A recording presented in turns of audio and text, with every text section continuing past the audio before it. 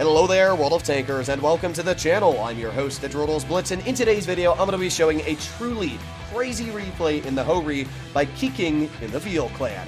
I might start showcasing replays. I think it'd be something really cool. I just stumbled upon this one when taking a look at the top games played this month on the Blitz Hall of Fame, and, well, this was definitely a well-deserved battle showcasing where aggressiveness can actually pay off. Most players, and most specifically high-damage replays you see in tank destroyers, are usually like a grill camping or a 183 nuking people in the back. What you don't expect to see is a Ho-Re frontlining and dealing a truly insane amount of damage and winning the battle. But that is exactly what we're going to see here from Keeking. Now, at the beginning of this battle, this is honestly a really risky maneuver that even I wouldn't suggest to do myself. Basically, driving over this hill on Oasis Palms, if, let's say, that E5 spots you and there's a 183 sitting at the back, that amount of time you sat on that hill could have gotten you nuked by a 183. So that's the only part of this game I was a little nervous watching, because I've tried that position when this map was first introduced into the game, and yeah, it wasn't very fun when I got nuked by tank destroyers after they reworked the map. So you got to be very careful that when you drive over the ridge there, you just don't get nuked. But apart from that, everything else is flawless this battle. So first of all, this E5 has just been destroyed. 1,400 hit points taken off the E5 already in this game, showcasing where the 3,300 DPM on the Ho-Re is putting straight to work. Now we got an M6 Yo off to the side, and even though the Ho-Re doesn't have a lot of gun depression, because the Yo is completely distracted, a very nice shot into his vehicle, and he's backing up. He was wiggling, getting ready for that Yo to bounce him, but, well, as you can see, the Yo is out of shells. So, boom, another shot, 548 damage, now already up to 2,660 damage. Now, Keeking here is being smart. He's doing the same type of playstyle that I would do in a Ho-Re, which is make sure that you're not the front line. You don't want to be the main center of attention, because the Ho-Re, it's very mobile, it's got decent armor, but it's not the best armor. And because of that, well, you got to be careful, because if a Yo does start shooting you and it manages to, you know, track you, especially with Keeking here only running one repair kit, yeah, you can get pretty quickly taken away on your hit points. I mean, just one clip from a Yo will bring you down half your health. So that is the main thing that you got to be careful about when frontlining with tank destroyers, is the health disadvantage you have compared to heavies. You might be able to shoot a heavy twice, but one shot from that heavy will even out all the damage anyway, because you got less health in it to start off with. And that is where Keeking's being really smart here. You can see he's constantly making sure that his other teammates are taking the shots for him. And now, oh boy, we got an IS-7. You'll also notice that that full health IS-8 Keeking had just got full health Amoract, which I guess in Keeking's case is actually a blessing, because he's able to deal a lot more damage. So we got the IS-7 off to the side, and for some reason the M103 thinks HE is the smartest shell, so that's really unfortunate for the M103, really good for Keeking here, because that's a lot more damage he's able to farm. Now he gets a bounce from the Bat Chat. I would suggest to back up a little bit faster. You don't know obviously how many shells that Bat Chat has, and he does back up, which is smart. Now he's in cover, can't get shot from the Bat Chat. The only vehicle he has to fight is this IS-7, as obviously the 183 would be in detection range if he was behind him. So right now, the IS-7's at 808 health. He's bounced a lot of shells on him. Keeking's going to get a nice snap right into the upper plate. Good shot there. Sometimes players might be a little risky and not want to go for that, but you definitely want to take shots.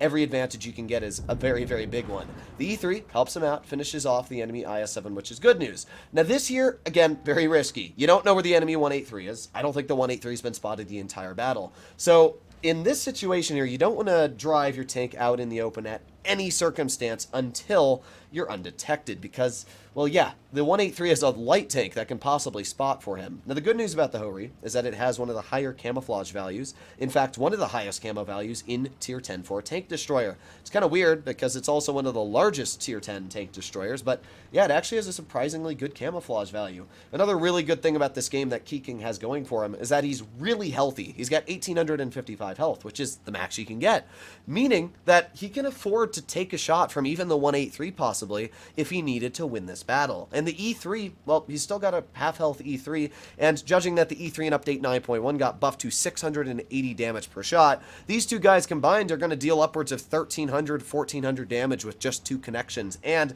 that's, by the way, not pointing out that you can HE the Bat Chat. So he's putting on his super speed boost. He's going towards the dunes. I don't blame him, because the biggest problem when you're in a game like this is you want to get a lot of damage out. Obviously, Keeking here is at 6,500 damage, and he knows there's more. He's easily going to be able to get 7k out if he can find the enemy. That's the biggest problem here. There's only 2 minutes and 20 seconds left on the base, or not the base, but the timer, and this isn't Supremacy. You're not going to win or lose if you draw this game. You're just going to literally get a draw, and nobody wins. You both get a defeat on your game, and you both lose win rate, so that kind of sucks. So right now, Keeking's doing the right thing. He's playing aggressive, and the E3 actually playing smart as well. He's sticking with his teammate.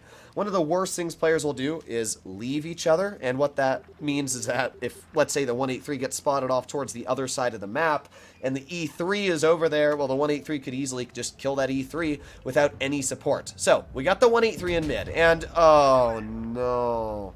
The 183 nukes the T110 E3. You'll notice that the E3 spots him and just wasn't able to turn fast enough. The E3 made a crucial mistake, which was using his speed boost when he didn't need to. The most important thing about speed boost in a vehicle like the E3 is using it when you need to turn, when you need to back up, or get into position. And you'll notice earlier that the E3 used super speed boost to get into position, but it didn't really help him. That's a real problem. Now, Keeking here is being smart. He's focusing that 183. And, well, the bat chat doesn't appear to be that deadly, judging that he's kind of driving at a weird maneuver here. The great news, though, is the 183 is already a one-shot, which means if Keeking simply just finishes off that 183, he's got no worries. So you'll notice he's really trying to just keep an eye on that 183, and oh man, he gets incredibly lucky getting a bounce from that enemy 183. Now this is where the tricky decision comes into play. There's only 47 seconds left in this battle, and oh, what's he gonna do? What's he gonna do? Oh no, 40 seconds left now. He's got the bat chat and the 183 off to the side. Okay, he needs to clear this 183. Snaps the shell. Oh no. All right, now there's only 30 seconds left. Well, this is not very good so far. This is the biggest problem, as I talked about, when you're in these really close games, is just running out of time. What are you going to do when you run out of time? Now, he gets an ammo rack for 1,600 damage, nuking the bat chat. And in 3, 2, 1, no! Oh my god, he doesn't have the shot on the 183. This is possibly a 10,000 damage battle. 5, 4, 3, 2, 1. Oh my god, he doesn't get the kill. Oh, it was such a beautiful battle. Everything was in place, and he doesn't get the final kill. Now, to be fair, that 183 did do a decent job. He did 5,675 damage. But Keeking, well, he should have earned that win. I mean, that would have been almost a 10,000 damage battle if he'd been able to win that. Even Wargaming themselves had given him the RNG to win by literally ammo racking the bat chats. So, yeah, overall, truly an insane battle. As I said, the biggest problem with high damage games is, well, you're not meant to deal 10,000 as a single player. I mean, obviously your team is lacking serious in the skill department. I mean, the Moishin, the Jagdpanzer, his whole team just didn't really do anything, and he had to make sure he was farming every single second. So I feel you, bro. That really sucks. I mean, if I had that situation there, I would have been really sad. Now, the only thing I would say, the only mistake, but it didn't really matter because the game is already over, made, was that in this situation here, there was a shot that he could have fired on the 183 right there. The problem was there just wasn't enough time. But definitely in the future, I would say go for the 183 first, because you can see him right there. He's out in the open. This bat chat at max damage is going to deal 900 to you. That 183 could possibly hesh you and just instantly nuke 1,300 off of you. Now, I guess it's possible you were just trying to go for damage at this point because there's only 20 seconds left, but definitely go for the tank that could just nuke you, because if that 183 had died, it definitely could have been at least a little bit more damage actually dealt to the bat chat. I don't know.